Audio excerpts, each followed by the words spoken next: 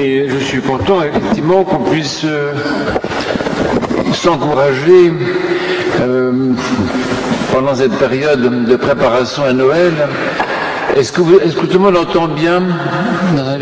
Bon, moi, personnellement, j'ai un petit problème technique, donc je n'entends pas. Mais si vous avez des questions à poser après, je ne sais pas s'il y en aura, je vous demanderai de les poser par écrit. Et donc, oui, c'est bien de se retrouver dans ces périodes de préparation.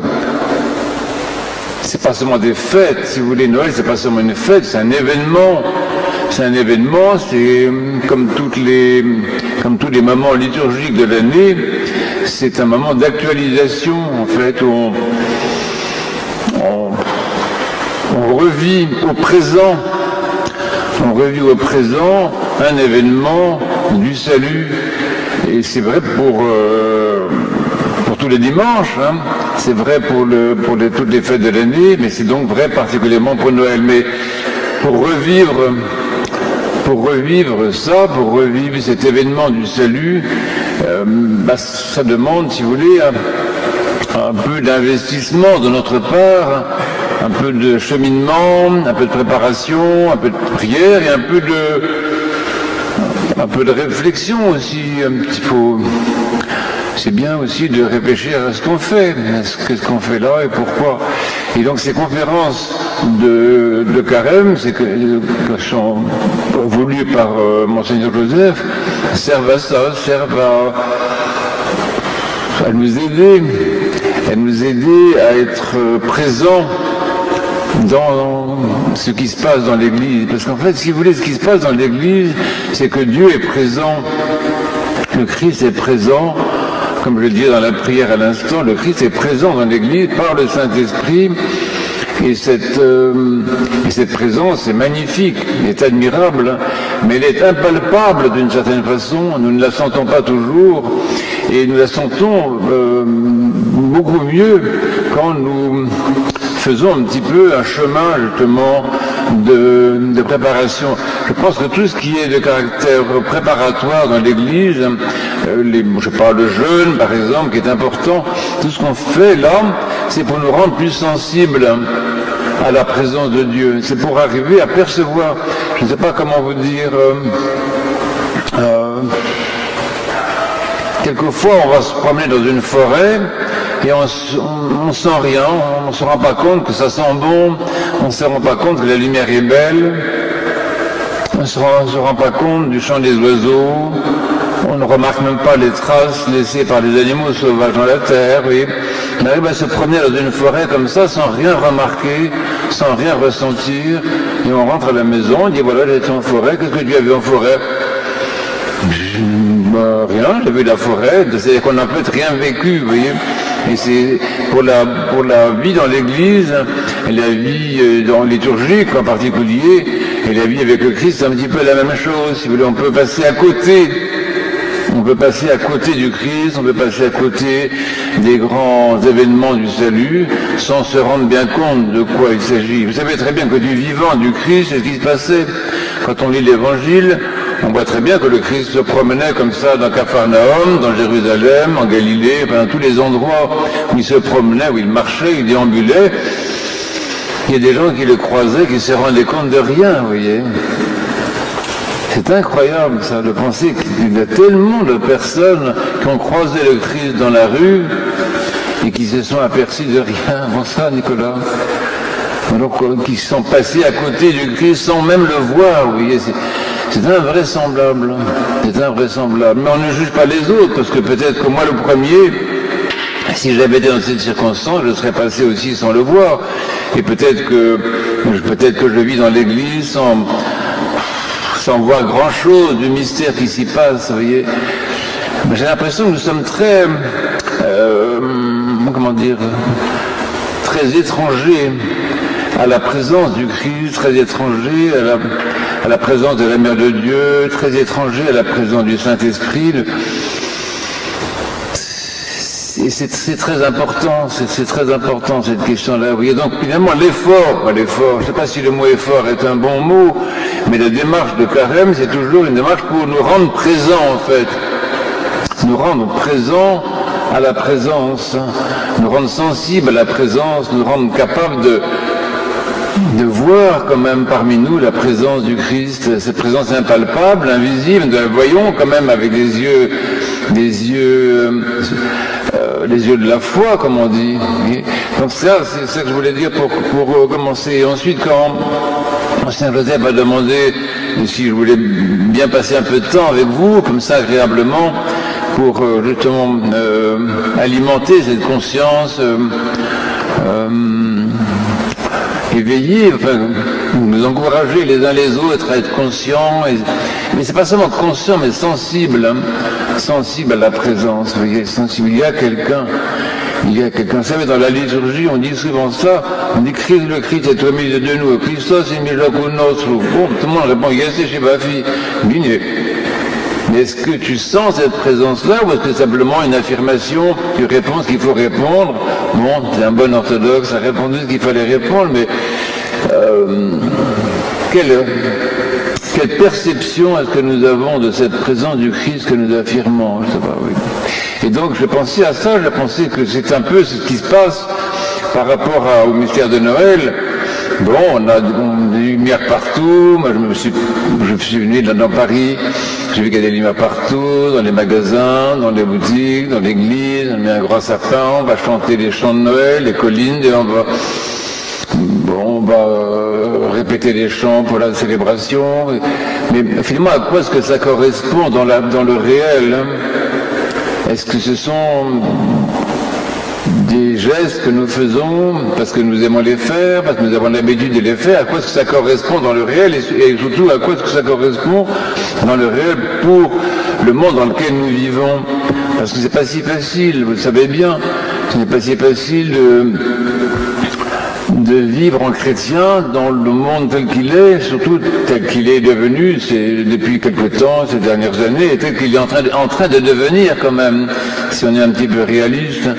Et donc c'est de ça que je voulais parler, c'est finalement cette naissance humaine de Dieu, à quoi elle correspond dans le monde contemporain? De quoi s'agit-il finalement, vous voyez? De quoi s'agit-il? De quoi parlons-nous? De quoi parlons-nous? Est-ce qu'on parle d'un événement passé? Voilà, c'était bien, et les mages sont venus, il y avait les mages, il y avait les bergers, il y avait je sais plus qui, Hérode, qui n'était pas très gentil ce jour-là, bon. Est-ce que c'est simplement une histoire du passé qu'on raconte, ou est-ce qu'il y a une réalité actuelle, solide, palpable, nourrissante, dont nous pouvons nous alimenter pour vivre dans le monde contemporain et pour apporter au monde contemporain le meilleur de ce que Dieu veut lui donner. Parce que au fond, nous avons nous les chrétiens, nous ne sommes pas chrétiens pour nous-mêmes, hein. Nous sommes chrétiens pour les autres, nous sommes chrétiens pour le monde, nous sommes chrétiens pour le salut du monde. Et Dieu lui-même nous met dans le monde.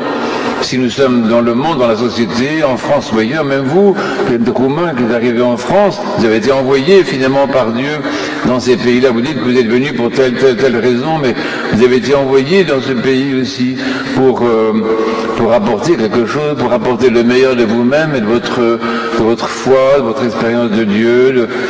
Donc c'est ça la question, c'est qu'est-ce que je sens, qu'est-ce que je ressens, de quoi s'agit-il, et qu'est-ce que je fais là, qu'est-ce que nous faisons, nous les chrétiens, dans ce monde, qu'est-ce que nous faisons pour le monde aussi, vous voyez. Alors pour ça, je me suis dit, il y a quand même trois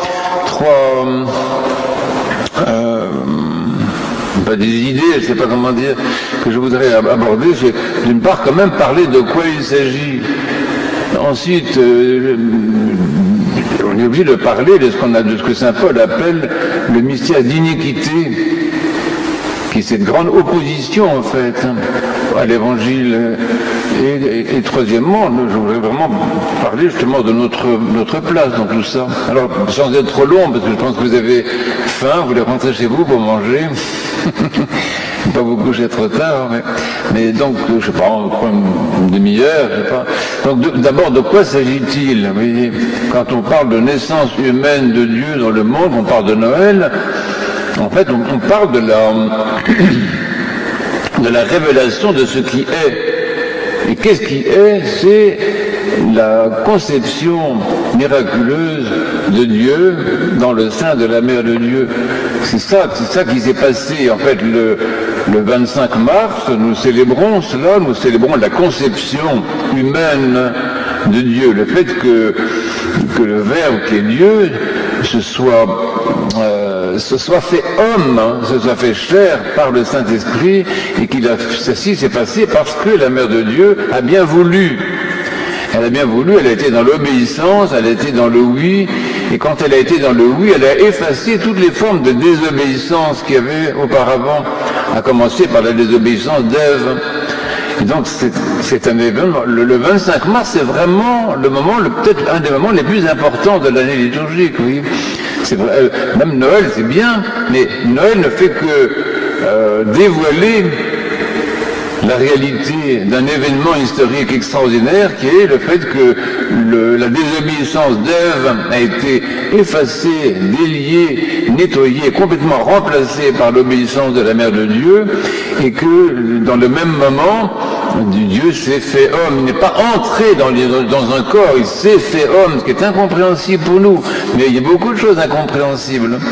C'est pas le problème. La compréhensibilité n'est pas pour nous un problème. Il s'agit d'autre chose. Il s'agit d'entrer dans une réalité, qui est que l'incarnation, ce qu'on appelle l'incarnation en français en tout cas, intro partem, c'est une expression qui n'est pas très claire, parce que quand on dit intro partem, on a l'impression que Dieu est entré dans un corps. Et quand on dit incarnation, on a l'impression que Dieu est entré dans une chair, comme si c'était une espèce de boîte dans laquelle Dieu est entré. Or, il ne s'agit pas de ça du tout. Il ne s'agit pas de ça du tout. Non. Dieu s'est fait chair. Il n'est pas entré dans la chair, il s'est fait chair. Il n'est pas entré dans un homme, il s'est fait homme. Il n'est pas entré dans un corps, il s'est fait corps. Il s'est fait chair et os, corps et sang de l'humanité. Oui, c'est un événement tout à fait extraordinaire. Et c'est ce mystère-là qui est porté par la Mère de Dieu pendant 9 mois, comme tout le monde, comme vous, mesdames. Quand vous portez des enfants, vous les portez 9 mois. La Mère de Dieu a été une femme comme une autre, et qui a porté son embryon, ce bel embryon divino-humain, un embryon divino-humain, vous vous rendez compte? Elle a porté cet embryon divino-humain pendant les 9 mois. Elle a été enceinte, elle a été belle, elle a été rayonnante. Vous connaissez l'icône, ce qu'on appelle l'icône de la Vierge au cygne. On voit la Mère de Dieu avec un cercle sur elle-même, et dans le cercle il y a le Christ. Justement, c'est l'icône de la Vierge enceinte. C'est une très très très belle icône. Et cette icône correspond donc aux 9 mois de grossesse de la Mère de Dieu, ce qui est quelque chose de magnifique. Mais bon, quand on ne pense pas, vous voyez, moi-même, je ne me rends pas compte de ça, je parle de ça, mais je n'ai pas toujours conscience de ça. Vous voyez, cette extraordinaire grossesse de la Mère de Dieu pendant 9 mois, et qui aboutit effectivement à Noël, à cet accouchement absolument lumineux, et en fait à la révélation de ce qu'elle portait en elle. Le jour de Noël, c'est la révélation de qui était porté par la Mère de Dieu jusqu'à présent. Et ce qui est important, c'est que et la Mère de Dieu que nous vénérons toujours dans son icône, et le Christ que nous vénérons dans son icône, ces deux-là ensemble ont déjà réalisé le salut de l'humanité, elle par son obéissance, et lui en devenant homme. Et c'est ça de quoi il s'agit. C'est que l'humanité qui existe, si vous voulez, depuis le oui de la Mère de Dieu, et depuis l'incarnation, le devenir homme, en quelque sorte, du Fils de Dieu, cette humanité n'est pas la même, n'est plus la même que celle qui existait auparavant. C'est une humanité neuve, une humanité nouvelle. C'est pour ça d'ailleurs que dans le mystère de Noël, on vénère justement un enfant. C'est-à-dire on vénère l'humanité dans toute sa nouveauté, la nouveauté de l'humanité, une humanité neuve, une humanité nouvelle, une humanité qui commence. Le Christ nous a légué ça, nous a légué une humanité nouvelle. Quand nous sommes baptisés, nous entrons dans cette humanité nouvelle. Quand nous communions au corps et au sang du Christ, nous communions à cette humanité nouvelle, qui n'est que de la bonté, que de la gentillesse, que de l'humanité, que de la patience, que de la sagesse, que du sourire, que de l'amabilité, tout ce que le Christ a montré lui-même en tant qu'homme. Donc c'est ça le fait c'est pour ça que nous sommes chrétiens et quelquefois nous oublions ça, nous oublions qu'en fait l'histoire est marquée par un miracle extraordinaire et que non seulement cette humanité nouvelle, c'est celle du Christ en tant qu'individu, si vous voulez, mais c'est celle de tous les hommes. C'est-à-dire que c'est l'humanité entière qui a été sanctifiée, purifiée, sanctifiée, divinisée par le Christ quand il est devenu homme. C'est l'humanité toute entière qui a été libérée de la désobéissance et de ses conséquences. C'est l'humanité toute entière qui est déjà potentiellement libérée de la souffrance et de la mort, avant même la résurrection.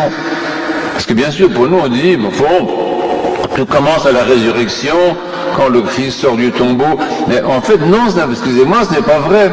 Tout commence avec l'incarnation. C'est aussi en devenant homme que le Christ a commencé à vaincre la mort. C'est en obéissant, on les désobéir quand même, que la Mère de Dieu a commencé à coopérer avec la résurrection de son Fils et de son Dieu. Tout a commencé véritablement là. Et ce qui est manifesté à la résurrection, c'est le prolongement, si vous voulez, la conséquence, le fruit extraordinaire de l'incarnation. Donc c'est de ça qu'il se parle, c'est de ça qu'il s'agit. C'est de ça qu'il s'agit. Alors vous allez me dire, mais pourquoi? Alors tout devrait aller bien, on devrait être tous vivants, on devrait être jamais malade, il ne devrait plus y avoir de guerre, il ne devrait plus y avoir de division dans les familles, plus de disputes entre les enfants, plus de problèmes dans la société civile, plus d'injustice sociale, plus de tout ça, plus d'inégalité, plus d'exploitation. Pourquoi est-ce que tout ceci existe encore? Là, c'est le deuxième point que je voulais aborder, c'est qu'en fait,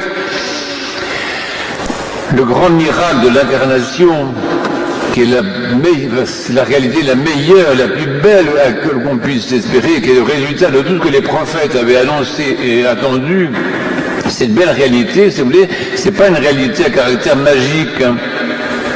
Ce n'est pas une réalité qui agit par elle-même comme ça, de manière automatique, qui va sauver le monde comme ça, de manière automatique, qui va résoudre tous les problèmes de l'humanité, qui va faire que, voilà, tout va bien, le Christ étant devenu homme, voilà, il n'y a plus qu'à rouler, comme on dit.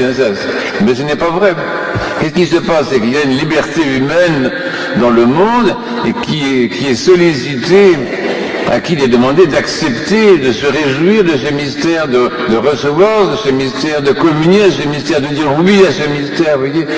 Et en fait, là, nous avons 2000 ans de christianisme, et c'est 2000 ans dans lesquels il y a 2000 ans, on va dire, c'est 2000 ans de sainteté quand même. 2000 ans de sainteté. 2000 ans de sainteté. Là, on fait Saint Georges de Tchernika, qui est un homme très bon, un homme très sage.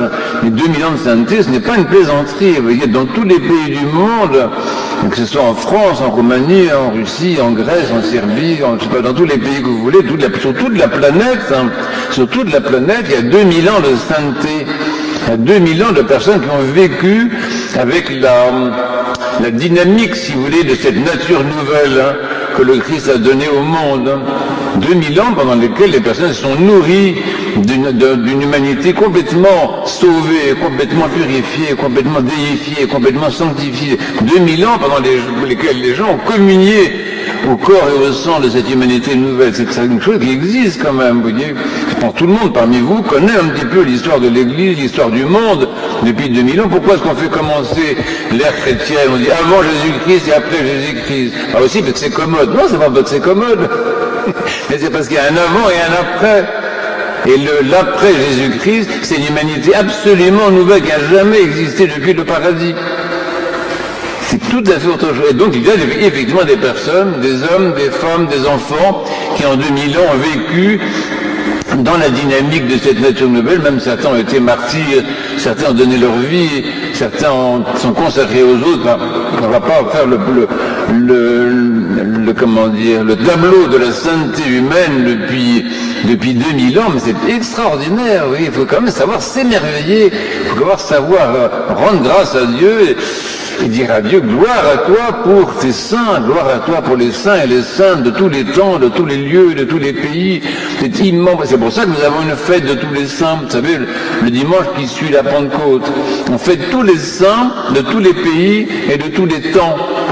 Et j'espère que ce jour-là, vous venez à l'église avec beaucoup de ferveur et d'enthousiasme, parce qu'on est en train de fêter le résultat de l'incarnation, le fruit de l'incarnation, le résultat de l'incarnation qui effectivement arrive parce que l'Esprit Saint, à la Pentecôte, vient, donner de la vie, une vie, elle vient donner la vie à la vie, en quelque sorte, c'est qu'il vient donner l'épanouissement à tout ce qu'a fait le Fils de Dieu, à tout ce qu'a fait la Mère de Dieu, qu'ils ont fait déjà par le Saint-Esprit d'ailleurs. Et c'est le Saint-Esprit qui, à la Pentecôte, donne, la fructification de tout cela. C'est pour ça que la fête de tous les saints est après la Pentecôte.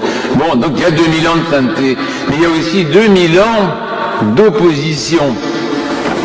Et c'est ce que saint Paul appelle, je vous renvoie ici à une lecture qui est quand même intéressante. Il y a deux textes très intéressants. Pour ça, c'est dans la deuxième épître de saint Paul aux Thessaloniciens. Vous pouvez relire, ce n'est pas très long, ça ne prendra pas trop de temps. Vous pouvez lire ça ou relire ça si vous l'avez déjà lu. Et dans l'évangile selon saint Luc, il y a deux passages qui sont vraiment très intéressants. C'est le chapitre 17 de saint Luc et le chapitre 21 de saint Luc. Donc dans ces textes du Nouveau Testament, on voit qu'il s'agit de quelque chose d'extraordinaire. Saint Paul a employé cette expression-là, le mystère d'iniquité. Mystère d'iniquité ou mystère d'impiété. De quoi s'agit-il? Il s'agit de l'opposition historique à tout ce que Dieu avait fait. C'est-à-dire que ce miracle de l'incarnation dont je viens de vous parler s'est heurté tout de suite à l'opposition violente du prince de ce monde. On peut l'appeler l'antéchrist si vous préférez, mais donc saint Paul dit ça, cette expression de mystère d'iniquité. Il dit qu'il y a une puissance dans le monde, une puissance négative, une puissance d'opposition, une puissance qui est adversaire de Dieu. Et vous savez qu'un des noms de Satan, c'est justement le nom de l'adversaire. Satan, c'est celui qui divise, celui qui trompe, mais celui qui s'oppose, celui qui tient tête, celui qui, refuse l'action de Dieu dans le monde et qui refuse en particulier le mystère de l'amour de Dieu et qui fait tout ce qu'il peut pour empêcher que ce miracle de l'incarnation, que ce miracle du oui de la Mère de Dieu, que ce miracle d'une humanité nouvelle, comme un enfant qui vient de naître, il fait tout ce qu'il peut pour que ceci ne s'accomplisse pas, vous voyez. Donc ça c'est très important. Donc tout ce qui se passe, vous savez que là aussi, il faut lire l'histoire, c'est intéressant. Il y a 2000 ans d'opposition à l'évangile, mes amis. Il y a 2000 ans de sainteté, mais simultanément, il y a 2000 ans d'adversité, 2000 ans d'opposition à l'évangile, et malheureusement que Dieu leur pardonne, que même des chrétiens eux-mêmes ont été trompés, ont confondu le pouvoir politique avec le pouvoir religieux, ont utilisé les moyens du monde pour imposer la foi. Dans ces 2000 ans, il y a des chrétiens qui sont conduits d'une manière vraiment regrettable. Il y a même parmi ceux qui se réclamaient du nom du Christ, il y a eu donc tous ces admirables cohortes de sainteté, et il y a une regrettable cohorte de personnes très ambiguës, vous savez. Quand on lit l'histoire à l'époque de Saint Jean Chrysostome, quand on voit comment Saint Jean Chrysostome a été traité de son vivant, il n'a pas été maltraité par des non-croyants, il n'a pas été maltraité par des athées, il n'a pas été maltraité par des non-chrétiens. Saint Jean Chrysostome a été persécuté par des chrétiens, par des orthodoxes, vous voyez.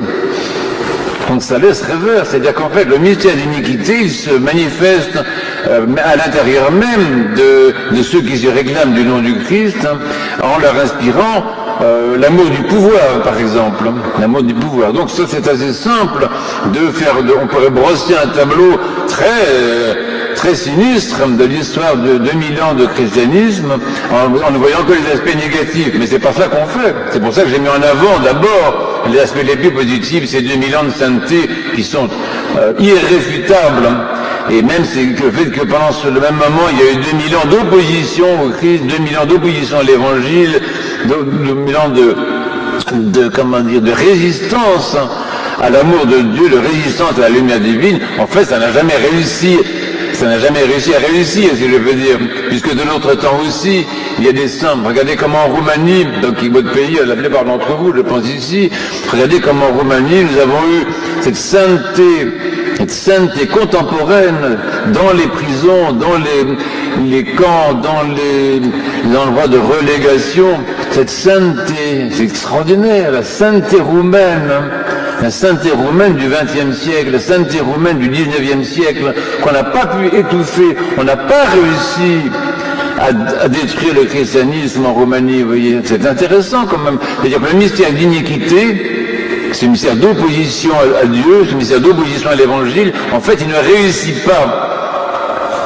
Ça, c'est quand même quelque chose qu'il faut dire, que ni en Russie, ni en Roumanie, ni en Serbie, ni en Géorgie, dans aucun de ces pays-là, l'opposition à la foi chrétienne n'a réussi.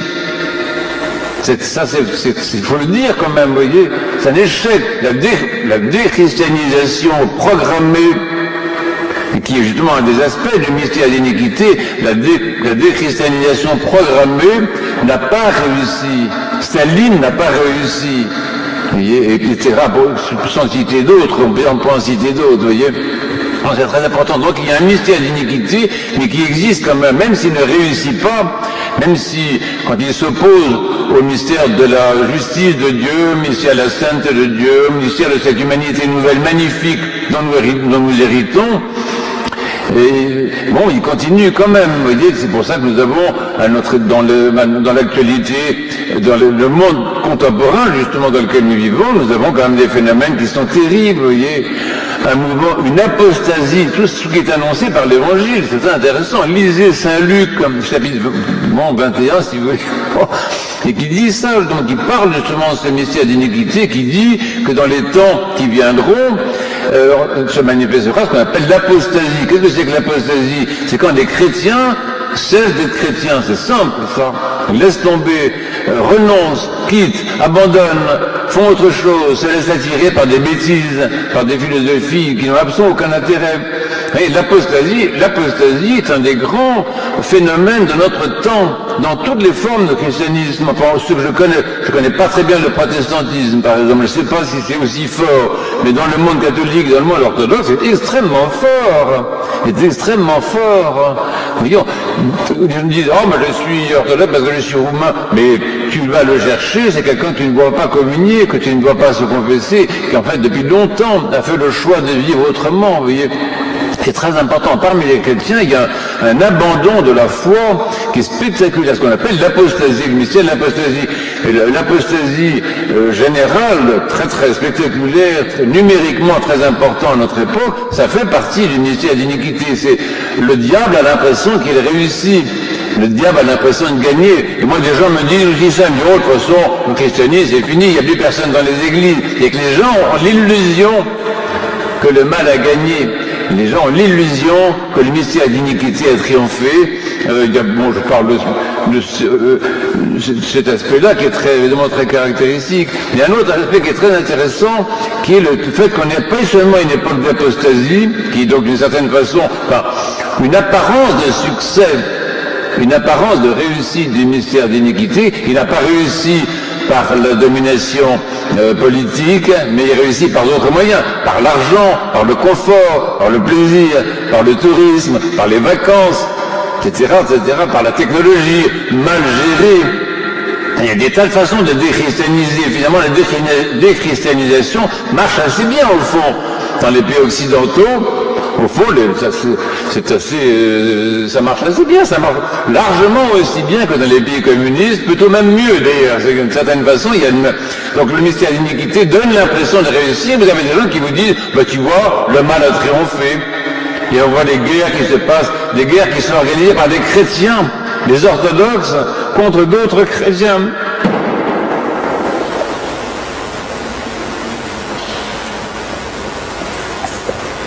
Qu'est-ce que vous voulez? Ça, ce sont des signes des temps. Quand des orthodoxes font la guerre à d'autres orthodoxes, c'est les signes des temps.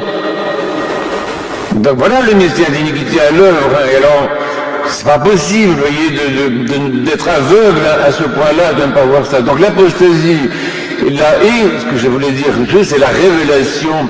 C'est-à-dire beaucoup de choses qui étaient cachées, beaucoup de péchés qui étaient cachés sont révélés, apparaissent maintenant au grand jour, des vices qui étaient cachés sont révélés, des oppressions qui étaient cachées sont révélées, parce que maintenant tout sort avec les médias, avec la technologie de l'information, avec les réseaux sociaux, on dit tout, on voit le visage des gens, on voit le visage des criminels, on voit les visages de ceux qui exploitent des enfants, qui exploitent des femmes, tout ça, ça se sait, alors que ça existait auparavant. Par exemple, l'exploitation sexuelle des enfants, ça existait déjà, bien sûr, mais on ne le savait pas, c'était caché, et maintenant c'est révélé. Vous voyez, nous sommes à une époque de révélation, d'apocalypse en fait. Donc c'est très intéressant. Le monde contemporain, c'est un monde qui est super intéressant. Si on le lit avec les lunettes de Saint Paul, un monde où on voit ce mystère d'iniquité terrible qui quand même se manifeste. Et encore Saint Paul dit qu'on ne le laisse pas agir complètement, qu'il est retenu, que Dieu le retient quelque part, ne le laisse pas agir complètement. Mais il a agi. Quand on a massacré les enfants après la naissance du Christ, c'était déjà le début de ce mystère d'iniquité. Et quand on voit comment ça peut se passer à notre époque, cette opposition à l'évangile, et les chrétiens eux-mêmes qui renient l'évangile en faisant l'apostat. Donc on pourrait développer ça, mais il ne s'agit pas de diaboliser le monde. On n'est pas là pour diaboliser le monde, on est là pour discerner les esprits, c'est tout à fait autre chose, parce que le monde, figurez-vous, est celui pour qui Dieu a donné sa vie. Le Christ a donné sa vie pour le monde, pour le salut du monde. Et chaque fois que nous célébrons la divine liturgie, nous célébrons la divine liturgie pour le salut du monde. Donc c'est pas le monde qu'il faut diaboliser, c'est l'esprit qui est dans ce monde et qui essaie de gagner pour faire triompher finalement la mort, faire triompher ce qui est négatif, faire triompher l'injustice, faire triompher l'exploitation des uns par les autres, détruire la planète, vous voyez, c'est très intéressant, vous voyez, le mystère d'iniquité, ça va loin, parce que le mystère d'iniquité, il attaque non seulement l'humanité, non seulement les personnes, mais même les créatures innocentes de Dieu, la pierre, les arbres, les plantes, les oiseaux, les poissons, bon alors nous, qu'est-ce qu'on va faire? Alors c'est le troisième, justement, le troisième thème que je voulais aborder, c'est notre place là-dedans. Et bien notre place là-dedans, elle est royale. Elle est royale. Parce que si nous avons conscience de ce qu'est le mystère du Christ, si nous avons conscience de ce qu'est le mystère de cette incarnation, de cette présence du Christ, eh bien notre place est royale. Nous les chrétiens, nous pouvons être des gens extrêmement sereins, extrêmement calmes, extrêmement sages, extrêmement patients, parce que nous savons que le Christ est présent dans le monde. Et ça, c'est très important. Là, le mystère de Noël, c'est justement ça. C'est une façon que nous avons de célébrer, de dire, quoi qu'il arrive, quels que soient les succès apparents ou spectaculaires du mystère d'iniquité, quel que soit l'apparent triomphe du mal, moi, je suis chrétien. Je suis chrétien et je sais que dans ce monde, il y a quelqu'un qui habite, ce monde est habité par Dieu depuis l'incarnation, depuis le oui de la mère de Dieu et depuis la conception humaine de Dieu en Marie, ce monde est habité par Dieu. Et alors vous allez me dire, mais habité par Dieu, mais qu'est-ce qu'il fait? Dieu il laisse tout faire, etc. Mais il est habité par Dieu parce que vous savez que Dieu est présent dans le monde également comme victime. Il est celui qui prend les coups. Je sais pas, on a cette expression-là en français, prendre les coups, c'est quelqu'un qui s'interpose et qui prend tout. Par exemple, on veut frapper quelqu'un, eh bien quelqu'un va s'interposer et va prendre les coups à la place de cette personne. Donc Dieu est celui qui dans le monde s'interpose. Il est celui qui souffre dans ceux qui souffrent. Il est celui qui est humilié dans ceux qu'on humilie. Il est celui qu'on exclut, qui est exclu dans ceux qu'on exclut. Et donc là aussi, il accepte d'être rejeté. C'est le mystère de la croix. Mais il est présent comme celui qu'on rejette. Il est présent comme celui qu'on met en croix. il est présent comme celui qu'on injurie, sur lequel on crache, parce que ce qui s'est passé, c'est que l'évangile, la passion, elle a quand même craché sur le Christ, c'est extraordinaire quand même. Mais il est présent comme celui, crachez sur moi, mettez-moi en croix, frappez-moi, pas de problème, parce qu'il est l'amour triomphant. Donc Dieu est présent dans son monde comme celui qui subit tout, qui supporte tout, et qui est l'amour triomphant. Alors c'est de ça que nous partons. Nous, ce qui fait notre force, nous les chrétiens, c'est de rester amour. Et d'être amour le plus possible, de développer, d'épanouir tout ce qu'il y a de bon en nous, ce qu'il y a en nous, parce que c'est le Christ est incarné, et parce que nous sommes baptisés aussi, parce que nous sommes dans l'Église, il y a en nous une bonté. Vous ne vous rendez pas compte de la bonté qu'il y a en vous, la bonté qu'il y a en l'homme, mais en tous les hommes, mais tout le monde ne le sait pas. Tout le monde ne le sait pas, vous avez beaucoup de personnes qui ne se rendent pas compte, qui ne savent pas que la nature humaine générale est une nature humaine sauvée. La plupart des gens ne savent pas ça. Et même beaucoup de chrétiens ne savent pas, ne pensent même pas à ça, oublient ça. Oublient que la nature humaine qu'elle est à l'heure est une humanité déjà sainte, déjà sauvée, déjà déifiée, qui pourrait, et s'ils le savaient, ils prendraient leur force là-dedans. Et nous prenons notre force dans le fait que la naissance humaine de Dieu, si vous voulez, c'est une réalité qui nous nourrit, qui est notre propre chair, qui est notre propre corps, vous voyez. Et ça entraîne des comportements très intéressants, principalement dans la prière quand même. Principalement, je pense que toute l'ascèse chrétienne gardée par l'orthodoxie consiste à actualiser ce qu'il y a de bon en l'homme. Je vais redire ça, mais c'est très important. Toute notre ascèse, toute notre prière consiste à actualiser ce qu'il y a de bon en l'homme et ce qu'il y a de bon en nous. C'est ça, si vous voulez, qui fait du bien au monde, c'est de développer le bien, développer le bon. Pourquoi? Parce que c'est ça l'enseignement du Christ. Le Christ nous a enseigné dans l'Évangile à répondre au mal par le bien, à bénir au lieu de maudire, à prier pour les ennemis, à pardonner les offenses, c'est-à-dire à mettre du bien partout où on peut. Donc ce ministère d'iniquité dont on parle, si vous voulez, il n'est pas tout puissant. Il n'est pas tout puissant, et nous, enracinés justement en cette présence du Christ dans le monde, et qui est présente dans l'Église aussi, mais qui est présente dans le monde, vous savez, enracinés là-dedans, nourris par ça, nous sommes ceux qui peuvent faire tout le bien qu'ils peuvent faire. Tout le bien qu'ils peuvent faire dans ce monde. Même imaginez que ce monde soit ravagé, que la guerre qui se passe dans certains pays gagne dans les pays où nous sommes. Rien ne nous empêchera d'aimer. Rien ne nous empêchera de faire du bien aux autres. Rien ne nous empêchera d'être au service des autres. Rien ne nous empêchera de prier pour les autres. Rien ne nous empêchera d'être des saints. Vous voyez, c'est la sainteté, le fait que l'être humain, quand il est conscient de ce que le Christ lui a donné quand même, il a la possibilité de devenir un saint. C'est ça le but de notre vie. Et c'est en devenant des saints que nous répondons justement au mystère d'iniquité. La seule réponse que nous ayons aux problèmes contemporains et aux problèmes de déshumanisation de notre époque, la seule réponse que nous avons, c'est la sainteté. C'est la sainteté. C'est la sainteté. Il n'y a pas autre chose. Et la sainteté, c'est tous les jours, un combat. Le combat de la sainteté, pour gagner le combat du bien, pour gagner le combat de la bénédiction, pour gagner le combat de la joie, pour gagner et tout ce combat qui est enraciné justement dans la présence humaine de Dieu dans le monde. C'est parce que Dieu est présent humainement dans le monde que nous avons, nous, en tant qu'hommes, une humanité capable justement de bonté, une humanité capable de douceur, une humanité. C'est très important. Il faut sortir, si vous voulez, d'une conception pessimiste de la vie et d'une conception pessimiste de l'homme. Ceci n'est pas chrétien. La vision chrétienne de l'homme, c'est une vision très optimiste, que l'homme peut, c'est ce que nous disons dans les prières de l'Église, l'homme peut ne pas pécher, par exemple. Nous ne sommes pas obligés de faire des péchés. Nous ne sommes pas obligés de faire du mal. Le mal n'est pas obligatoire, vous voyez.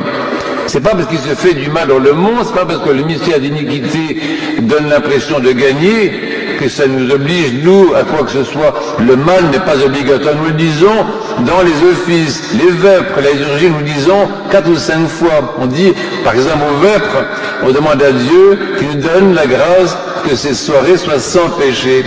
Aussi à la fin de Pécat, comment dire la suite, une soirée sans, donne Seigneur, faire que ce soir soit sans péché, ou que nous soyons nous-mêmes gardés sans péché. Donc on demande ça, ça veut dire qu'on croit ça, on croit que l'homme peut ne pas pécher. Et d'où est-ce que ça vient de la mère de Dieu. La mère de Dieu est justement celle qui librement, a pu ne pas pécher. Librement s'est gardé des péchés. Le Christ lui-même, bien entendu, les saints eux-mêmes. Ces 2000 ans de sainteté dont je vous parlais tout à l'heure, c'est 2000 ans de personnes qui ont exercé leur liberté pour faire du bien, qui ont exercé leur liberté pour ne pas faire le mal. Tu peux ne pas faire le mal, hein, vous voyez. Personne n'est obligé. Le péché n'est pas obligatoire. Le péché n'est pas une fatalité. Le mal n'est pas une fatalité. Vous voyez, je vous dire ça, vous voyez, c'est très très important. Et ça c'est l'esprit orthodoxe, vous savez, qu'on a dans la liturgie. Et écoutez les prières de l'Église, écoutez les prières des offices, des vêpres, de la divine liturgie. Vous verrez à quel point c'est optimiste. Il y a un optimisme fondamental dans la foi chrétienne orthodoxe, dans les offices de notre Église. Un optimisme foncier qui consiste à penser que l'homme peut ne pas faire le mal, vous voyez. L'homme peut exercer sa liberté pour le bien, l'homme peut faire des choix qui construisent, des choix qui édifient, des choix qui aident, des choix qui changent le monde. On peut changer effectivement, on peut changer le monde à son niveau, dans son travail, dans sa famille, dans son quartier, dans sa paroisse. C'est fou ce qu'on peut faire, c'est fou, vous voyez. Et si chacun d'entre nous change ce qui est dans son timbre-poste de vie, c'est de proche en proche, ça gagne, le bien gagne. Donc ça, c'est extrêmement important. J'ai noté ça aussi. Je pense qu'il y a d'autres aspects que je m'arrêterai après, d'autres aspects qui appartiennent justement aux chrétiens, parce que, à condition que les chrétiens soient conscients justement de cette présence humaine de Dieu dans le monde. C'est ça qu'il faut commencer par ça. C'est pour ça qu'on va se pénétrer des chants de Noël, on va se pénétrer de cette présence. Voilà, Dieu est présent humainement dans le monde. Et moi, qu'est-ce que je veux faire avec ça? Eh bien, il y a tas de choses. Je vous ai dit, la prière pour le monde. La prière pour le monde, vous voyez. Et rendre grâce à Dieu pour le monde. Rendre grâce à Dieu pour le monde. Par exemple, je vois un cas très précis que le problème de la guerre sur la planète, qui est une chose horrible. C'est un péché. La guerre est un péché. Il faut savoir ça. Hein. Et il ne faut pas laisser dire autre chose. La guerre est un péché. Mais la paix est donnée déjà par Dieu. On ne va pas dire à Dieu, donne-nous la paix, mais non, il nous l'a déjà donnée. Mais ce qu'on va demander à Dieu, c'est qu'il nous rende capables de recevoir ce qu'il nous a donné. C'est autre chose, vous voyez.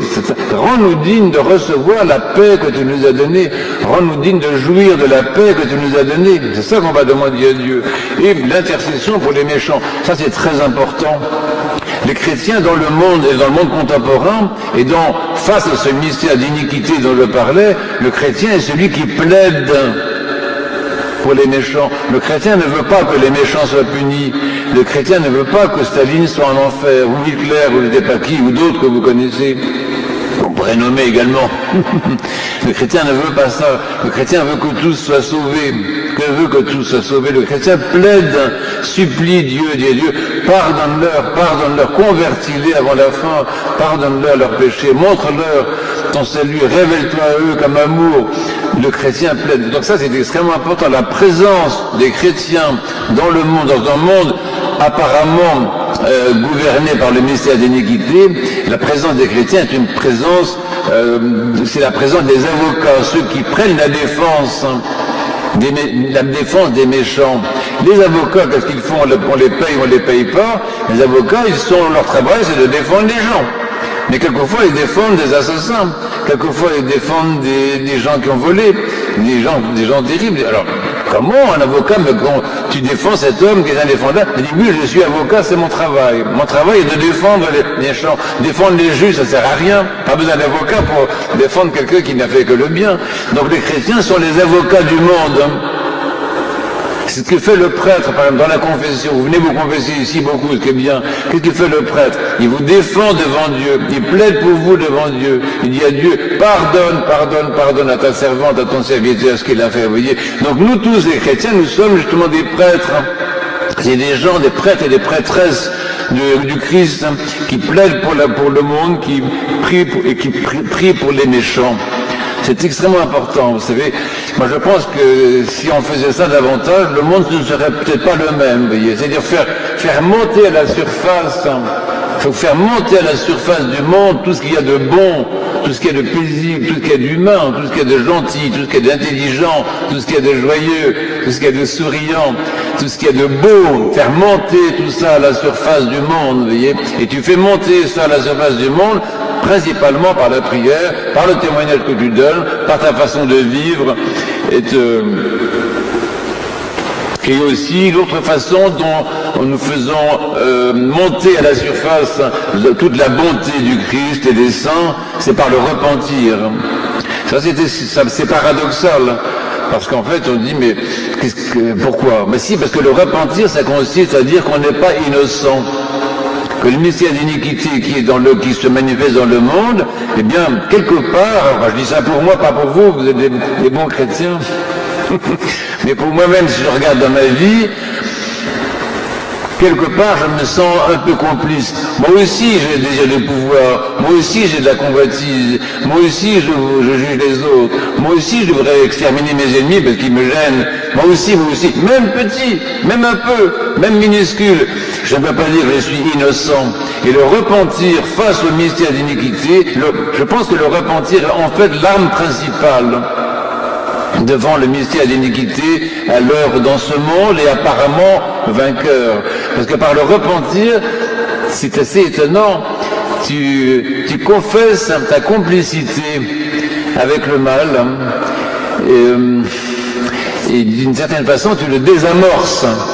Enfin, le repentir, je ne sais pas si je m'exprime bien, le repentir, c'est ce qui désamorce le mal dans le monde. Hein, parce que je dis, moi aussi j'ai fait ça, ou moi j'aurais pu le faire, moi aussi je pourrais tuer, moi aussi je pourrais violer, moi aussi je pourrais faire ça, moi aussi, et le fait de dire moi aussi, tu désamorces le pouvoir du mal dans le monde. C'est extrêmement important. C'est pour ça que tous les saints, surtout je pense à Saint Georges de Tchanika, tous les saints contemporains, Saint Silouane, Saint Porphyre, qu'on a pété hier, Saint Païssy de Latos aussi, tous, ils ont mis le repentir en première ligne. Parce qu'ils savaient que c'est par le repentir qu'on va désamorcer le péché dans le monde. Et chaque moine, dans sa cellule, dans sa montagne, dans sa solitude des Carpates, je sais pas où, chaque moine qui se repent, il aide au salut du monde parce qu'il désamorce le mal qui est dans le monde. Je veux dire, moi ça se voit pas, mais c'est pas ce qu'on voit qui est important. Il y a des actions, il y a des victoires du bien, il y a des victoires de la vie sur la mort, il y a des victoires de l'amour sur la haine qui se font dans le secret du cœur, mais qui sont des vraies victoires et qui à force gagnent. C'est la prière des saints qui en Roumanie a permis de gagner contre l'oppression. Vous savoir ça, faut le dire. J'ai dit ça à une de mes collègues, j'étais enseignant dans un lycée, quand il y a eu la révolution en Roumanie en 89, je sais plus. Elle me dit, c'est extraordinaire, je lui dis, c'est la prière des saints. Elle me dit, vous croyez? Elle me dit, je crois. J'étais tout à fait étonné que je lui dise ça. Mais bien sûr c'est la prière des saints, qu'est-ce que vous pensez? Bien sûr, la prière des saints, c'est-à-dire cette multitude de personnes qui, dans le secret de leur chambre, le secret de leur cellule, dans leur cuisine, dans leur voiture, en marchant, promenant leur chien, je sais pas où, se repentent, cette multitude de personnes qui prient, ces multitudes d'orthodoxes qui bénissent leurs ennemis, ces multitudes d'orthodoxes qui intercèdent pour le monde, c'est une puissance magnifique, vous voyez. Donc pensez à ce que nous avons dans les mains. Nous ne sommes pas les mains vides devant le mystère d'iniquité. Nous ne sommes pas les mains vides devant le triomphe apparent du mal. Nous avons les mains pleines d'amour, pleines de prière.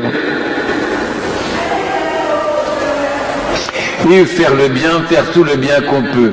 Faire tout le bien, parce que chaque fois qu'on fait quelque chose pour le prochain, on donne un signe de la présence du royaume. En fait, le royaume, il est parmi nous, comme dit Saint Luc, justement.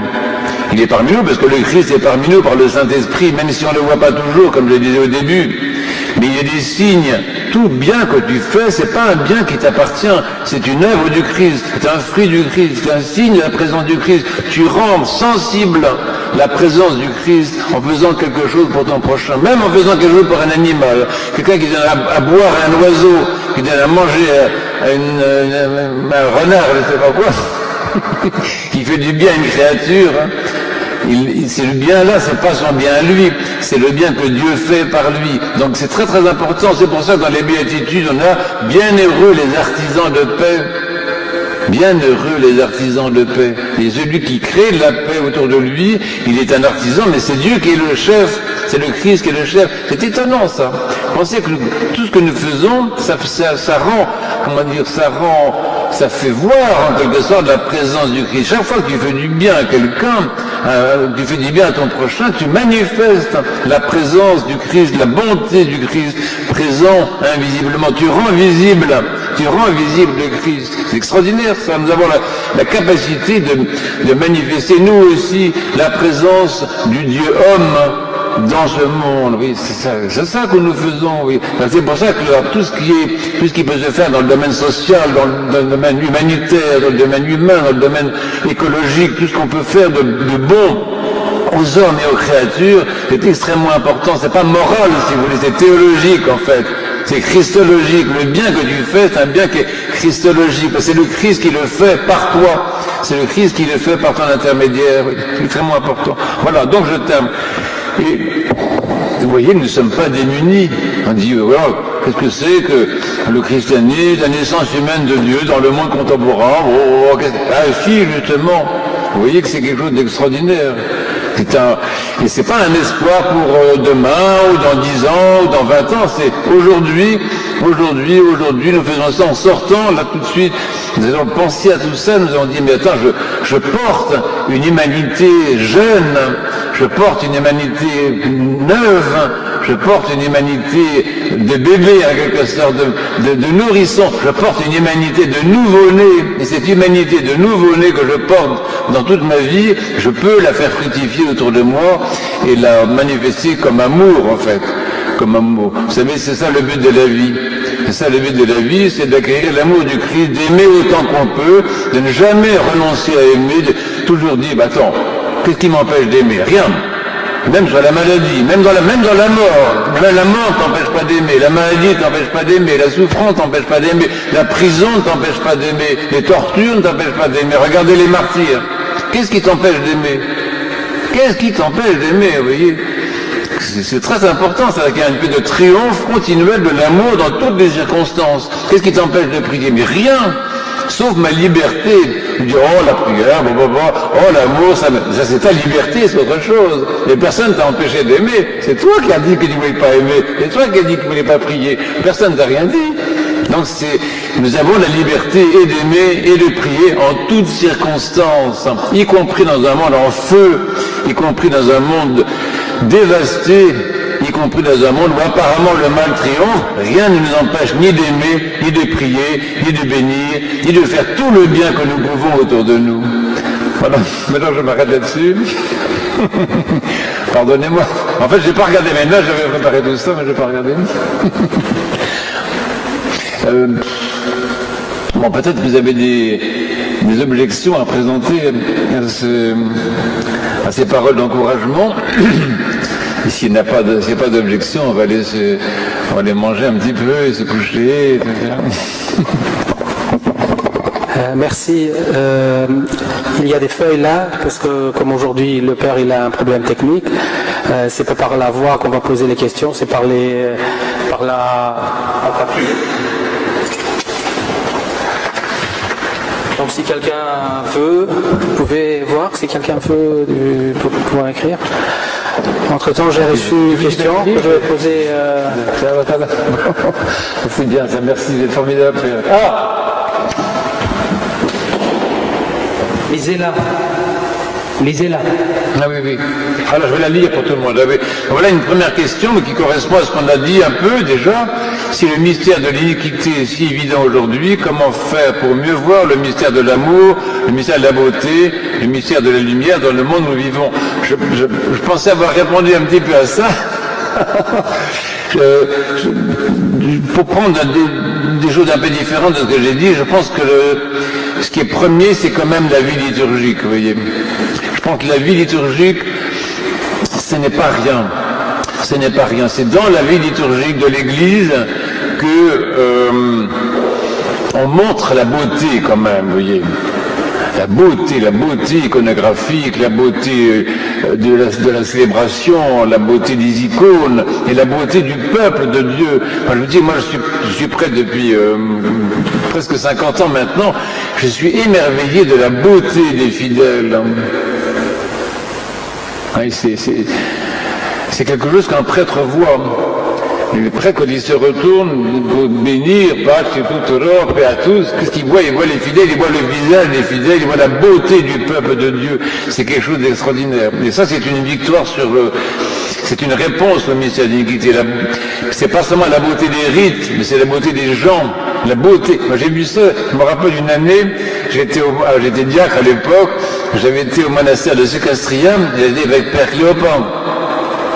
Et Père Cléopas de bien heureuse mémoire, ça fait 24 ans qu'il est décédé, mais qu'il s'est endormi en Dieu. Et donc c'était le 15 août, la fête de la dormition de la Mère de Dieu, et c'est Père Cléopas qui donnait la communion. Et les gens venaient très nombreux pour la dormition, eux ils communiaient jamais, mais là ils venaient communier quand même. Donc il y avait du monde qui venait comme ça. Et il y avait, à un moment, il y a une femme qui est venue, alors c'est les femmes de là-bas, de Carpates, elles ont leur fichueuse, une petite dame comme ça, et elle est venue s'approcher de la communion, et son visage, je me rappelle encore ça, son visage, moi j'étais diacre, donc j'étais à côté du Père, je tenais quelque chose, j'ai vu, le voile, bon, c'était le prêtre qui donnait la communion, mais j'ai vu le visage de cette femme dilaté, vous voyez, transfiguré. La beauté de cette femme, une petite paysanne des Carpates, quelqu'un, n'importe qui si vous voulez, est transfiguré, son visage transfiguré parce qu'elle communiait. Et même, vous savez ce qui s'est passé, c'est qu'elle était tellement dans la joie, tellement dans la beauté intérieure, tellement dans l'amour pour le Christ, que des larmes qui ont jailli de ses yeux. Et même, je vois très bien, Père Cléopas, il tenait les calices comme ça, et comme des larmes qui ont sorti, il a fait ça. Faut pas que les larmes de cette dame tombent dans le calice. C'est quelque chose d'extraordinaire, ça je me rappellerai toujours, vous voyez. Donc ça c'est aussi, je sais pas si ça répond à votre question, mais quand même ce que tu vis dans l'église, que nous vivons dans l'église, c'est un mystère de beauté, de bonté, de joie, ça c'est une super réponse quand même, vous voyez. Et c'est une lumière, la lumière, pas seulement la lumière qu'on allume, mais la lumière des visages, et même, pas seulement les fidèles, mais quelquefois les prêtres, quelquefois les évêques. Moi j'ai vu des amis catholiques qui ont assisté cette année, l'année dernière, à une célébration dans l'église orthodoxe, des gens qui croyaient, non, ils n'étaient même pas catholiques, je crois qu'ils étaient même incroyants, ils étaient venus là parce qu'ils avaient des amis, ils sont partis en me disant, mais qu'est-ce que c'est beau! Et ils étaient impressionnés par la beauté des célébrants. C'est très curieux parce qu'en fait, célébrants, on est comme on est, on a des barbes, ça on n'est pas spécialement beau. Mais ces gens-là, il y a quelque chose, si vous voulez, qui se passe dans la liturgie, qui est la manifestation de la beauté du Christ, en fait. C'est ça, je crois que le Christ se manifeste dans la liturgie, mais il se manifeste pas forcément de manière palpable, il se manifeste comme lumière, comme beauté, comme bonté, comme joie, comme fraternité. La fraternité, c'est très important aussi. Vous savez, je le dis parce que quelquefois dans les paroisses, on a du mal à être fraternel, mais c'est très très important. La fraternité des chrétiens, et c'est ça qui convainc le monde. Autrefois, à l'époque ancienne, les gens devenaient chrétiens et disaient « les chrétiens, comme ils s'aiment ». Vous vous rendez compte, ils ont dit ça, les chrétiens, ils ont dit les chrétiens, comme ils s'aiment. Qu'est-ce qu'ils s'aiment? Qu'est-ce qu'ils s'aiment, les chrétiens? Oui, donc ça c'est très important. Si dans l'église, il y a vraiment une manifestation spectaculaire de l'amour fraternel, c'est-à-dire de l'amour du Christ, en fait, avec la beauté, avec la lumière, cette bonté de l'amour. ça c'est une réponse, vous voyez. Il y a un lieu, il y a des lieux, il y a des oasis dans ce monde, des oasis de bonté, des oasis de lumière, des oasis d'humanité, des oasis de beauté, mais qui sont très nombreux, mais c'est tellement d'églises sur la terre, tellement de cathédrales, tellement de monastères, tellement de familles chrétiennes où cette beauté existe. Et c'est une réponse. Oui. Alors vous allez me dire, oui, mais c'est dérisoire ton truc. Mais non, c'est pas dérisoire, parce que qui peut réfuter cette beauté? Personne ne peut réfuter cette beauté, elle est évidente, hein, vous voyez, mais évidente, et ça saute aux yeux. Et ça, c'est très important. Donc vous, dans votre paroisse, ou d'autres dans leur paroisse, quand vous célébrez, ayez cette conscience. Quelqu'un va entrer là-bas, va pousser la porte, hein. Quelqu'un qui vient d'un monde torturé souvent, vous voyez, par ce ministère d'iniquité qui essaie de ravager un petit peu tout. Cet homme-là vient de ce monde-là, il vient du monde de ténèbres, et il pousse la porte, et il voit cette beauté, il entend cette beauté, il peut être sauvé, vous voyez. Il est sauvé de quoi? Du désespoir. Parce que le problème du mystère d'iniquité, c'est qu'il gagne par deux moyens. Mais deux armes très efficaces. C'est d'une part la peur. La peur, c'est ça qui tue. C'est pas les fusils, c'est pas les armes, c'est pas la Kalachnikov. Ce qui tue, c'est la peur. Ça tue les âmes. Et le mystère d'iniquité gagne dans le monde en diffusant la peur. Alors l'Église est justement le lieu où on bannit la peur. On dit ça dans les chants de Pâques, par exemple. On bannit, la peur est chassée, parce que nous confessons la résurrection, parce que nous connaissons Dieu, parce que nous savons que le Christ est là, nous savons que l'amour a triomphé, nous savons que nous pouvons ne pas pécher, nous savons toutes ces choses-là. Donc nous n'avons pas peur. Nous n'avons peur ni de la mort, ni de... La souffrance est plus difficile. C'est difficile, le martyr c'est difficile. Mais la mort, par exemple, les moines parmi vous peut-être, les moines s'exercent tous les jours à faire l'expérience de victoire sur la mort. Par le jeûne, par tout leur mode de vie, ils montrent que la mort ne leur fait pas peur. Donc c'est très important. Et l'autre façon dont le mystère d'iniquité gagne avec la peur, c'est le désespoir. Le désespoir ou le découragement, c'est-à-dire bof, on n'arrivera jamais, il n'y a rien à faire, voilà, il n'y a rien à faire. Ça c'est terrible ça, il n'y a rien à faire. La démission, vous voyez, et la démission est la fille du désespoir, la démission est la fille du découragement. Et la démission, c'est une forme d'apostasie, en fait, la démission, parce que ça veut dire qu'on ne croit plus au fond. Bon, il y a peut-être un Dieu quelque part, mais je ne sais pas où, là-haut, pas où, je ne sais pas très bien où, vous voyez, mais David dit ça dans son psaume. Il dit, l'insensé dit, il n'y a pas de Dieu. C'est David qui dit ça dans un psaume, je ne sais pas quel psaume, 45, je ne sais plus. Donc il y a un moment de folie où l'être humain dit des choses pareilles, dit qu'il n'y a pas de Dieu. Ça c'est la folie humaine. Mais on dit ça parce qu'on est désespéré, parce qu'on est découragé et qu'on a l'impression que le mal a gagné, que le mystère d'iniquité a triomphé. On peut avoir cette impression-là. Vous savez, il faut aussi se garder en période, si vous me permettez, je ne suis pas votre père spirituel ni votre prêtre, mais si je suis votre prêtre, je suis prêtre de notre église, je ne suis pas votre père spirituel, mais je pense qu'une bonne ascèse pendant le temps de carême, c'est de laisser un petit peu les médias, laisser un peu la télé, laisser un peu les réseaux sociaux, laisser un peu Facebook, machin, etc. Vous laissez un petit peu, parce que toutes ces sources d'information et de désinformation, parce qu'il y a de tout là-dedans, il y a à boire et à manger, tout ça, ça vous détruit l'âme, vous voyez, c'est ça qui vous met dans la peur, c'est ça qui vous met dans le découragement, c'est ça qui vous met dans le désespoir, c'est ça qui vous met dans l'esprit de démission. Écoutez, je connais autour de moi, dans les familles, je connais 3, 4, 5 jeunes qui sont en habitat psychiatrique. Pourquoi? À 15 ans, à 14 ans, ils ont fait des tentatives de suicide. Pourquoi? Parce qu'ils sont assassinés par les médias, ils sont assassinés par les informations qui leur parviennent, ils sont toujours négatives, toujours horribles, il n'y a que des méchants, il n'y a que de la... Vous voyez, donc gardez-vous de ça et gardez vos enfants, au moins jusqu'à Noël, on verra après. Mais suivez, on va appeler ça le jeûne culturel. Il y a le jeûne alimentaire, il y a le jeûne sexuel, il y a le jeûne, mais il y a le jeûne culturel. On dit, bon, ça va, je n'allume pas mon téléphone, je n'allume pas jusqu'à midi. et j'allume le téléphone, j'allume pas autre chose, j'allume pas les réseaux sociaux, je vais pas sur TV où je choisis. Mais, à mon avis, rien. Je sais que l'évêque comment il s'appelle, Ignatier de Houche, c'est un ami à nous, et il fait ça la première semaine de carême, il n'ouvre pas son appareil. Alors les gens pensent qu'il est mort, il n'est pas mort du tout. Mais il se garde, hein. Il se garde, vous voyez. Et donc ça, on peut faire ça, c'est très important. Il ne faut pas laisser le mystère d'iniquité gagner. Il ne faut pas laisser la mort gagner. Dire ça, la mort ne gagnera pas. La mort n'a, comme dit l'apôtre Paul, la mort n'a pas d'empire sur nous. On dit ça, c'est l'épître qu'on lit au baptême. Il faut savoir dire ça. Moi, je suis désolé, la mort n'aura pas ma peau, comme on dit en français, vous voyez.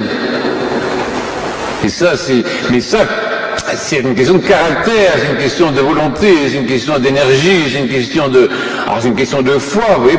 Les chrétiens, nous ne sommes pas des tièdes, hein. Nous ne sommes pas des mollassons, nous ne sommes pas nous sommes pas en sucre, hein. Alors, vous voyez, c'est autre chose le christianisme. La foi, la vie en Christ, c'est une énergie, c'est une pêche extraordinaire, vous voyez, qui fait que, ben, on tient, comme dit Isaïe, justement, on relève la tête, et Saint Luc dans son épître, et Saint Paul aussi dans l'épître aux Thessaloniciens, il dit relevez la tête, quand vous verrez tous ces signes affreux, j'ai pas le temps de vous relire les textes, vous relirez, relevez la tête. Et dimanche prochain, qu'est-ce qu'on a comme évangile? L'évangile de la femme courbée. Qu'est-ce que c'est que la femme courbée? C'est justement ça. Elle est toute penchée comme ça parce qu'elle a peur de tout, elle n'ose plus regarder tellement elle est terrifiée par le monde. Et le Christ lui dit, lève-toi. De loin là-bas, oui. Et donc ça signifie justement ça, c'est le fait que par la puissance du Christ, nous relevons la tête. Et nous n'avons plus peur de tout ce qui nous entoure. Mais ça, il faut être actif aussi, il faut être actif dans son âme, il faut être actif dans la foi, actif dans la prière, actif dans la vie chrétienne. C'est pas en restant comme ça à rien faire aussi qu'on va réussir. Une bataille, ça se gagne. Et nous, c'est la bataille du bien, le triomphe du bien, le triomphe de l'amour, le triomphe de la foi, ça se gagne, ça, si vous voulez. Bon, donc c'était la question, je sais pas, la question. Non, c'est ma façon de répondre à votre question. Il y en a une, pardon, merci. Ah oui, voilà.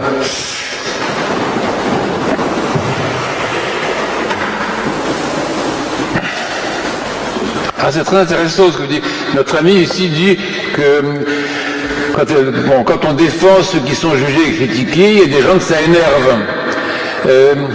Alors je pense qu'il faut être un petit peu psychologue, un petit peu habile. Faut arriver à trouver le moyen de se faire entendre. Il ne faut pas abandonner. Il ne faut pas abandonner. Mettez de l'humour, si vous avez de l'humour, c'est très utile. Une bonne couche d'humour, comme ça, avec un peu de plaisanterie. Bon. Et après ça, essayez de chercher un peu ce que... Il ne faut pas abandonner. Vous savez, les chrétiens, c'est ce qu'on dit dans l'évangile, il faut être pur comme des colombes, vous êtes tous comme ça, mais habiles comme des serpents. Donc il y a une manière de ruser pour ne pas abandonner, et ça c'est très important. La bonté énerve, mais bien sûr qu'elle énerve. On n'aime pas l'abandonner dans un monde, je n'ai rien contre vous, je ne connais pas la personne, mais je sais que, par exemple, je cite une pièce que je cite toujours, qui est une pièce française de Molière, je pense que Molière c'est quelqu'un de très intéressant. Molière a écrit une pièce qui s'appelle Don Juan. Et dans cette pièce de Don Juan, il y a le personnage qui incarne au fond l'esprit justement démoniaque, le mystère d'iniquité. C'est le personnage même de Don Juan. Et ce personnage de Don Juan, il ne supporte pas le bien. Il rencontre un pauvre qui mendie, il se moque de lui. Il voit des gens qui s'aiment, il détruit leur amour. Il ne supporte pas le bien. Alors c'est vrai qu'il faut que faire, mais on va forcément rencontrer des personnes qui ne supportent pas le bien, qui ne supportent pas la bonté. Ils n'ont pas supporté le Christ, hein. Ils l'ont mis en croix parce qu'ils ne supportaient pas la bonté de Dieu. Vous voyez, ça existe, ça. Alors que faire? La prière, donnez votre vie pour cette personne, donnez votre vie pour lui. Je pense que principalement, alors la prière, c'est pas forcément demander quelque chose pour quelqu'un, c'est peut-être rendre grâce à Dieu pour quelqu'un. Ça paraît bizarre, mais vous êtes roumain, je pense. Slaveție pentru robul tău cu tare, Doamne, slaveție. Oh, oui, parce que la louange est plus forte, hein, que tout. si vous rendez grâce à Dieu pour cette personne, ça veut dire que vous confessez avec foi que Dieu s'en occupe, que Dieu est le Seigneur de cette personne, que Dieu ne l'abandonnera pas, que Dieu est derrière lui et que Dieu a un projet pour lui. Ne lâchez pas, ne lâchez pas, ne lâchez pas. Ah, une autre question. Mais c'est bien tout ça. Ah oui, mais c'est très intéressant ce qu'elle a dit. Quelquefois la bonté énerve. Je sais, moi-même, les gens que ça agace qui me disent « Oh, mais toi, tu es toujours à voir du bien partout. » Je me dis, ah mais oui, les gens me disent, ah mais c'est ton caractère. Je dis, non, c'est pas mon caractère, mais j'aime le Christ et tout depuis que je suis enfant.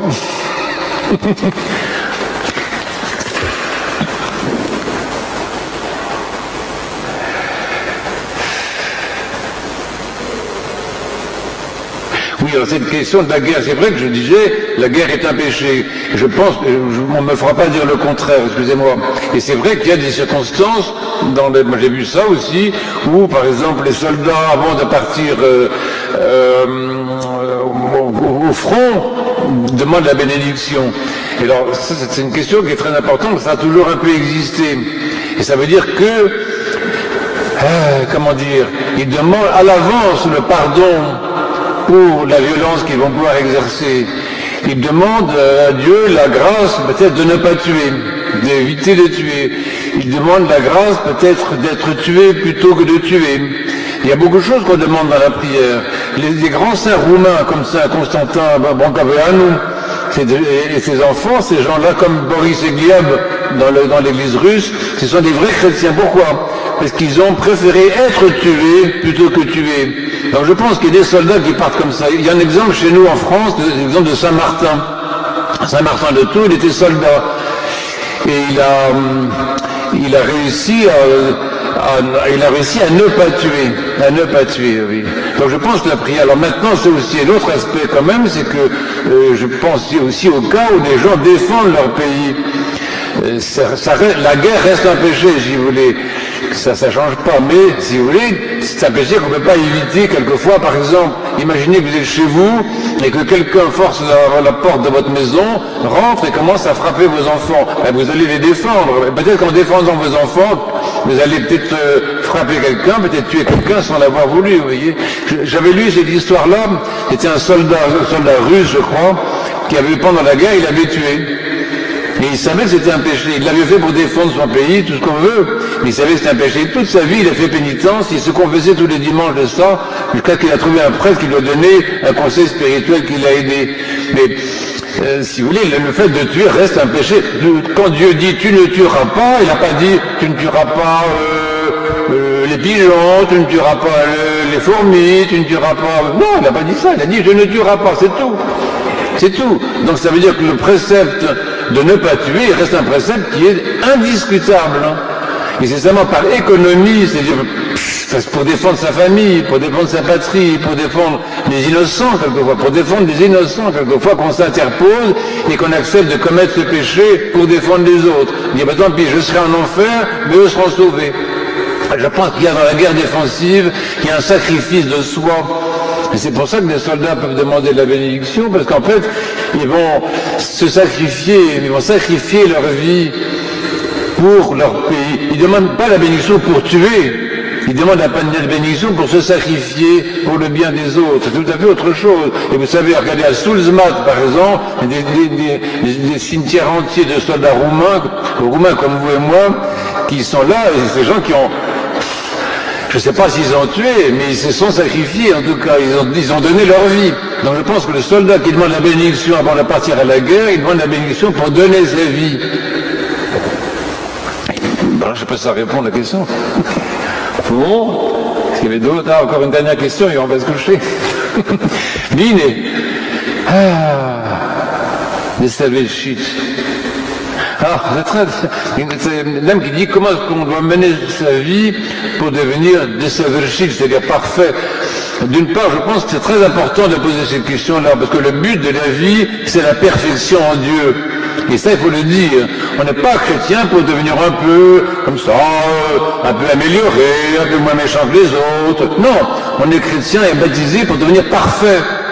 Dieu dit ça, soyez parfaits comme votre Père Céleste est parfait. Il faut parler du christianisme comme il est. Le christianisme, c'est vraiment intéressant, c'est pas n'importe quoi, c'est pas un sous-produit. Et le but de la vie chrétienne, c'est la perfection en Dieu, ce qu'on appelle la sainteté, la déification. C'est ça le but. Et c'est pour ça qu'on baptise, c'est pour ça qu'on met les enfants au monde, et c'est pour ça que le Christ lui-même est né à Bethléem. C'est pour que les hommes puissent eux aussi devenir saints. Parce que Saint Athanase dit ça, Saint Athanase que tout le monde connaît. Elle dit, Dieu se fait homme pour que l'homme puisse devenir Dieu. Ah, donc le but de la vie, c'est vraiment la perfection. Alors comment? Vous savez, c'est le Christ qui nous a montré ça. C'est le Christ notre maître. Le Christ sur la croix, il nous a montré le chemin. Il a dit comment? En priant pour ses ennemis. Ça c'est simple, hein. Et Saint Silouane dit ça aussi, il dit l'amour pour les ennemis et la prière pour les ennemis, c'est le critère de la vérité. Mais c'est vrai que ça paraît impossible à faire, ça, vous voyez. Mais pourtant c'est ça le chemin. C'est ce qui est impossible, comme dit Père Raphaël Noïka. C'est pas le chemin qui est impossible, c'est l'impossible qui est le chemin. Ça c'est bien Père Raphaël, ça oui. Et c'est vrai, cette difficulté, cette impossibilité que nous avons d'aimer ceux qui ne nous aiment pas, ou d'aimer ceux que nous n'aimons pas, de bénir ceux qui nous font du mal, d'accepter les injustices, etc. Notre impossibilité à vivre la croix, c'est vrai qu'elle est là, mais n'empêche que c'est ça le chemin. Et que la sainteté, la sanctification, la perfection de notre vie, elle passe par le chemin que le Christ nous a montré, qui est un chemin par lequel le Christ, vous savez, il avait un tel amour pour ses ennemis, c'était extraordinaire, ça débordait de la croix. C'est pour ça que quelquefois la croix est lumineuse, c'est la lumière de l'amour de Dieu qui débordait, qui se déversait de la croix sur les méchants, sur les ennemis, sur ceux qu'il avait mis en croix. C'est un amour plus grand que tout. Il y a un moment où l'amour devient beaucoup plus fort que la haine. Et ça tous les jours. Si vous êtes au bureau, je ne sais pas si vous allez au bureau, Madame le ministre, c'est au bureau, si vous travaillez, tous les jours, vous avez des occasions de bénir les autres. C'est les gens dans le métro qui vous bousculent, c'est les patrons de votre travail qui est injuste, c'est votre collègue de travail qui parle tout le temps ou qui sont mauvais. Mais tous les jours, il y a des occasions de bénir ceux qui nous persécutent. On est persécutés de manière minuscule quelquefois, des mini-persécutions, des micro-persécutions, mais qui sont pour nous déjà insupportables. On ne supporte pas une petite pointe d'épingle, on ne le supporte pas. Et en s'exerçant tous les jours, à supporter, non seulement à les supporter, mais à bénir ceux-là, on comprend la vie comme une ascèse en fait. Eh bien, en fait, on vit la croix tous les jours. Vous verrez que vous allez changer. Vous allez devenir souriant, dire, oh, qu'est-ce que ça fait? Il m'a dit ça, mais ce n'est pas grave, que Dieu le pardonne. Peut-être que sa femme est malade, peut-être que ses enfants ont des problèmes. Oui, on va trouver des excuses toujours. Plaidez pour vos ennemis. Ne les accusez pas. Bénissez ceux qui... C'est le Christ qui dit ça. Bénissez ceux qui vous persécutent. C'est dans l'évangile. Vous prenez l'évangile, c'est comme disait l'autre, une fois, c'est comme la caisse à outils. Hein, les gens qui vont au chantier, ils ont une caisse à outils avec dedans, dans la caisse, tous les outils. C'est ça l'évangile. C'est que l'évangile, c'est notre caisse à outils. Il y a tout dedans, tout ce que le Christ nous a donné, justement pour mener le bon combat. Et donc, mener ce combat dans lequel l'amour va triompher et donc la sainteté va triompher. Ne renoncez pas, que personne parmi nous ne renonce à la perfection. Que personne parmi nous ne renonce à la sainteté. Que personne dans nous n'abdique la sainteté, ne se contente d'un demi-christianisme comme ça, un peu confortable. Vous voyez. Le christianisme, c'est pas une affaire de confort, vous voyez, c'est une affaire c'est maximaliste le christianisme, vous voyez, c'est un mode de vie divin en fait. C'est un mode de vie divin. C'est extraordinaire, vous voyez. Donc, nous, on ne va pas se contenter de peu. On va pas se contenter, on veut beaucoup, on veut tout, on veut toute la vie en Dieu, on veut toute la vie du Christ, on veut la résurrection, on veut la sainteté, on veut la vie éternelle, oui. On ne va pas se contenter de peu. Ça, c'est très important. C'est tout. Il y en a d'autres. Je vous remercie, je vous demande pardon, parce que peut-être que c'est fatigant tout ça pour vous, mais je sens dans l'Église une jeunesse, hein. Il y a une jeunesse dans l'Église. C'est fou, il y a un potentiel dans l'Église, un potentiel de miracle, un potentiel de créativité, un potentiel de transfiguration de la société, un potentiel de transfiguration de la culture, il y a un potentiel extraordinaire, et surtout le potentiel de faire face aux événements qui viennent, qui seront peut-être très inconfortables. Mais nous, les chrétiens, on sait que si on aura la tête haute, on saura que ceci est fait justement pour s'exercer à l'amour, s'exercer au bien. On saura ce qui est à faire. Oui. C'est pour ça que Dieu nous a donné le Covid. Dieu qui est très bon a permis l'expérience du Covid. Pourquoi? Parce que pendant les 2-3 ans de Covid, on a pu s'exercer à un mode de vie dans lequel on n'avait pas ça, on n'avait pas ça, on n'avait pas ça. Bon, on s'est exercé, mais c'était rien par rapport aux épreuves qu'on peut avoir. Vous-même vous connaissez, vous savez très bien ce qu'a été, ça pendant les périodes de guerre ou les périodes de communisme, la pauvreté, ça existait quand même. Moi j'ai connu parmi mes amis roumains des gens dans des villages où les parents mangeaient 2 fois par semaine pour que les enfants puissent manger tous les jours. Donc la pauvreté, ça existait. C'est une réalité. On ne se rend pas compte ici en France que tout le monde vit assez... relativement bien quand même, c'est un pays de confort quand même, mais il peut y avoir des temps qui viennent où on va connaître à nouveau la pauvreté, peut-être le froid, peut-être l'inconfort, on n'aura peut-être pas l'eau chaude, oui, mais ça ne va pas nous empêcher d'aimer, ça va nous empêcher de nous réjouir, ça ne va pas nous empêcher de prier, vous voyez, il faut savoir relativiser, la norme de la vie c'est l'amour de Dieu, tout le reste c'est secondaire. C'est bien, c'est de l'eau chaude, c'est bien, moi je suis pour l'eau chaude hein, personnellement, mais si vous voulez c'est secondaire par rapport à l'amour du Christ. Pardon, bon, oh là là, les pauvres. C'est peut-être le moment de prier maintenant, on va prier un peu, ça va mieux.